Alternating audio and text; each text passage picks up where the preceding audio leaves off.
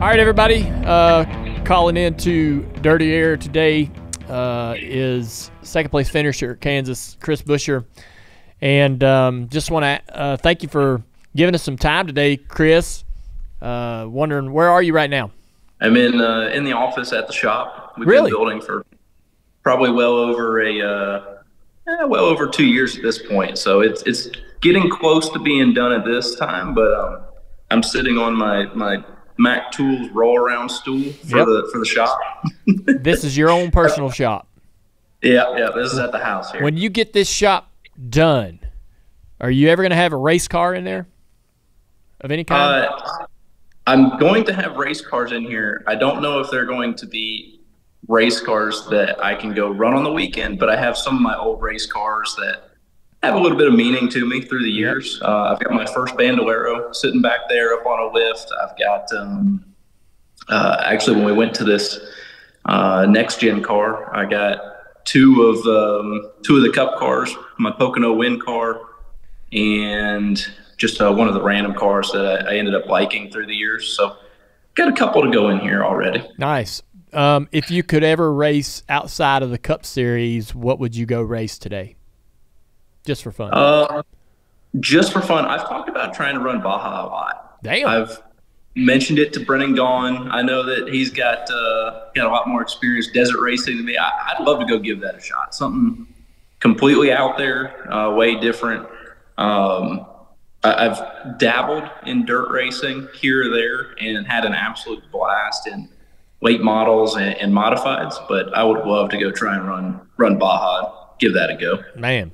All right. Well, let's talk about Kansas. You went into that race. We were just talking about it here on the show. You were 60-1 to win, which are pretty good odds for someone making that bet. Came so close. Honestly, I think you've probably had a million people tell you this already. I thought when I watched it live, the 17 car had crossed the finish line first, and I was sure that you had won the race.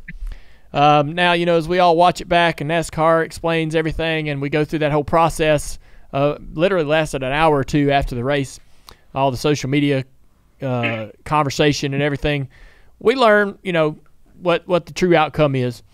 And we also saw your reaction immediately after the race, man. You were so, so bummed out. So, I think a lot of people really think a lot of you as a competitor. It's kind of tough to see taking a loss that way. Is this a loss, I guess, that might stick in your gut for quite a while because of the way it went down? Yes. I told everybody I thought I was going to throw up on the way to the airport afterwards, I guess when I look back at it, if we had gone across the line and from the get-go thought we finished second, you would have been upset about it. You'd have been hurt about it, but it would have been okay. But to be in that, like you said, that hour of time, or really it was that first minute that everything was very confusing. We're trying to figure out how in the world we're getting this answer off of it. Transponders and timing and score and everything are in our favor. Obviously the painted line, which doesn't really matter, but it's comical right now to talk about. But to see it all play out the way it did, it just it hurts. And knowing the result now and understanding it, like y'all said, it's not going to make it any easier. You understand it now at least, but it's not going to make it easier. This one's going to hurt for a really, really long time. Some of our guys said, just don't let it hurt any more than 6 days. Let's just go to Darlington, win there, and we can put it behind us. So we'll try and figure out how to make that one work. But this one hurts. We finished second at Phoenix and to Christopher Bell, and it wasn't even close, right? I mean, he just walked away from the field, and at that race, second felt good because we knew we needed a lot of work to win. This one, to be that close and not be able to get it, it's gonna stick with us for a long time. Yeah, and I think the unfortunate part is now it is taken over the top spot in the closest race ever, right? The closest finish ever. We have seen that clip of Kurt Busch and Ricky Craven colliding all the way down the front stretch at Darlington, which is still probably going to be widely played beyond this point because of how incredible that moment was. But you'll be seeing, images and videos of this, especially when we go back to Kansas, promoting this race, right, and promoting how great the racing was. So that you don't deserve that, but somehow you'll have to. I think it'll be interesting for you, I guess, somehow have to come to terms with it, right? Have to be able to figure out a way to live with it. I've got races in my own career that we talked about earlier in the show. I didn't get over, and I won't get over. Even today, I just feel like that I got the short end of the stick and deserve the win. But you do come out of that race with incredible speed. You ran great all day. You were aggressive behind the steering wheel with your race car. Incredible, 5-wide action down the front straightaway, which was awesome.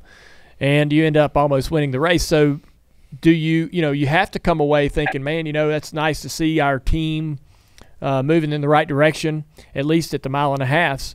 Y'all had a lot of speed at short tracks and some other racetracks. Where do you feel like you guys are right now? I really wasn't sure exactly what kind of a season to expect from you this year, whether you could repeat what you had done in the past or even improve on that because of how challenging and tough it is for an operation like you guys have. So where do you feel like you are as a team?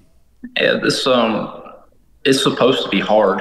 We don't want to go do anything in competition that's easy. You want a challenge, and certainly that's what we're trying to figure out how to better last year. We wanted to fire off this season with what we were able to do in the second half of last year. Let that be our baseline, and we've definitely had moments that have shown us a lot of light at the end of the tunnel, and we've had some that haven't been where we wanted to be, but we certainly fired off this season pretty good. We've been in the hunt for a couple of these things. I think for RFK, I think that's 4 runner-up finishes now in the first, 12 races, 11 or 12 races. So, I mean, that's close. Ultimately, it's not a stat to write home about because the wins are what matters, but we are in the hunt for a lot of these things, and I think that's what we're internally trying to use to measure. Kansas, 99.5% of that race, there was nothing but great things for us to pick up on and study and figure out how to apply forward. And even the last lap, there's plenty to learn from. I promise I wouldn't do it the same again tomorrow. But with that was our best mile and a half start to finish. I would argue probably actually a better day for us than our Michigan win last year. And for me, that's something I look forward to as we head into Darlington even. But outside of Darlington, getting back to some of these other mile and a halves where the first 2 on the year, we didn't feel like we hit it exactly where we needed to. And, we're kind of struggling with whatever it is, whether it's the new Mustang and trying to find a balance there. If it's, some of the lull through the off season, some of the smaller rules changes or tightening up of rules, whatever that may be, we haven't been where we needed to be on these mile and a halves. And this one certainly was, if we can bring what we just brought to Kansas, we will win some of these mile and a half races. And the competition will step up and get better, and we will too. But it was a huge momentum weekend for us. It's just we're going to see the highlight of the part that we don't want to see the most. But there's a lot of really good stuff for us, for both of our race cars, to take forward that make us think that we're gonna have another trophy a lot sooner than later. I got to ask you one last question, and you get to work right alongside a good friend of mine and a great competitor, Brad Keselowski. He has, he's done, and I think I've talked to you about this before, but I know that Brad being an owner in this team is a dream come true for him, and something that he envisioned for himself many, many years ago, something he would want for himself. And here he is, right? And they're, he's enjoying the effort of that, and your own success has been able to validate, his efforts to become an owner. But he is also wanting to go to victory lane and win a race as an owner, right? As win a race in this scenario. And he's getting closer. We're starting to see where that team's starting to really shine in some moments. Is that is the effort or the intensity of trying to get Brad into victory lane apparent inside the walls of that shop? Is it sort of this elephant in the room, so to speak? Not a bad thing, but is it a bit of a motivator, I guess, for RFK and for even yourself as a teammate to Brad, to try to figure out, he's going to get it done. It just feels like it's inevitable at any moment. But is the anxiety intensity about that ramping up? Probably, right. You can see the drive, the passion that he's got for the ownership side, and what he's been able to do with RFK through these couple of years is incredible. I've been under the Roush banner since I was just before I turned 16 years old. So half of my living lifetime, I have been under this banner, and I've seen it in the last couple of years come to a better place than I believe it's ever been in. With that, that's a good start when you talk about culture and opportunity and potential in a lot of ways, but our sport is measured by trophies, and obviously last year was really strong for us, and the Daytona win. I'm sure that there were a lot of hard decisions that ran through Brad's head in that moment in figuring out how to win, but also make sure that both of our cars made it back to the finish line, right? To be fair, I fully expected to be side by side with tire marks up and down both of our Ford Mustangs there, and it just didn't materialize quite that way at the end. But it's definitely something that you can see his drive, trying to figure out how to get to victory lane. It's and they've been very close to, right? Like I said, we've had 2 runner-ups from each of our teams this year, so we're knocking on the door. But it's important to them. I see what all he's put in to try and have this dual role, on top of being a dad and having a family too, but and watch them try and juggle all this is absolutely incredible. It has assured me that I have zero interest in owning a race team going forward. I cannot fathom the time. I don't have that kind of ability to process time like he does. So I give him an absolute ton of credit in that sense. I don't want it. I don't want it to have to feel like I got to work that hard.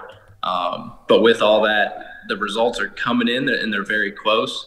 And it's just a matter of time. Like you said, that we will get wins with both our race cars this year. But we're going to have to talk about it leading up to that point, and we're going to have to talk about what it feels like to be that close and miss first. Yeah. Well, man, we appreciate your time today. I know you got a busy week and get ready for the next one. You're an easy guy to root for, always a professional. We appreciate you here at Dirty Mo Media and the Dale Jr. Download. Thank you, Chris. Yeah, I appreciate it very much, y'all. Have a good one. All right, you too.